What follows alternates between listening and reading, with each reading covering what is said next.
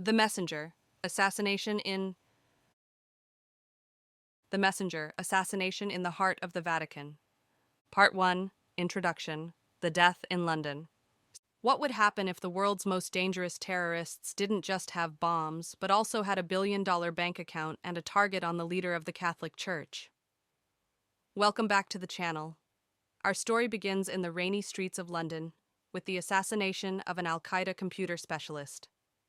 When the Mossad retrieves his laptop, they find a single image that sends shockwaves through the entire intelligence community. A surveillance photo of the Pope walking in the private gardens of the Vatican. The man financing this nightmare is known only as Zizi, a Saudi oil billionaire who uses his vast wealth to fuel global jihad. Gabriel is once again forced to abandon his art restoration work in Venice. He must step back into the world of shadows to stop an operation that, if successful, would shatter the stability of the modern world. Welcome to The Messenger. Part 2, Breathless Plot Highlights, The Death of a Messenger Plan. 1. The Perfect Lure. The drama ignites when Gabriel realizes that a direct attack on Zizi is impossible. The billionaire is too well protected, hidden behind layers of international diplomacy and corporate shell companies. He needs an infiltrator. Enter Sarah Bancroft, a brilliant art expert from the CIA.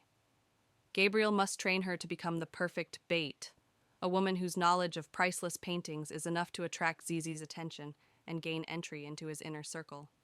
The tension is constant, as Gabriel knows that a single mistake will cost Sarah her life. 2. A global game of high stakes. Daniel Silva takes us on a tour of the world's most decadent locations, from the sun-drenched docks of Saint-Tropez to the secret vaults of Swiss banks. The kitsch tinge, or the suspense, lies in Gabriel's battle against Zizi's financial network. He discovers that oil money doesn't just buy luxury, it buys silence from high-ranking officials and provides the logistics for mass murder. Gabriel isn't just hunting a man, he's trying to dismantle a financial empire that is built on the destruction of the West. 3. Midnight at the Vatican. The climax of the book is a masterclass in suspense. Gabriel must penetrate the Vatican, an institution he knows well from his previous cases, to protect the Pope, his friend Pietro Abati. The sequence takes us into the dark crypts, the ancient catacombs, and the silent marble hallways of the Holy See. Gabriel has to stay one step ahead of a professional hit team that is closing in on their target during a massive public mass. It is a race against time where every second could result in a global catastrophe. 4. The sacrifice of the silent. The war in the shadows always carries a heavy price. There is a deeply moving sequence where Gabriel must watch his own colleagues fall to protect the truth. Gabriel himself faces a brutal moral dilemma. How many lives can he justify taking to save one? The line between being a protector of justice and becoming a remorseless killer becomes dangerously thin. The ending provides a visceral, high-action showdown that leaves Gabriel physically scarred and emotionally exhausted. Part 3. Artistic Highlights. Van Gogh as a Weapon.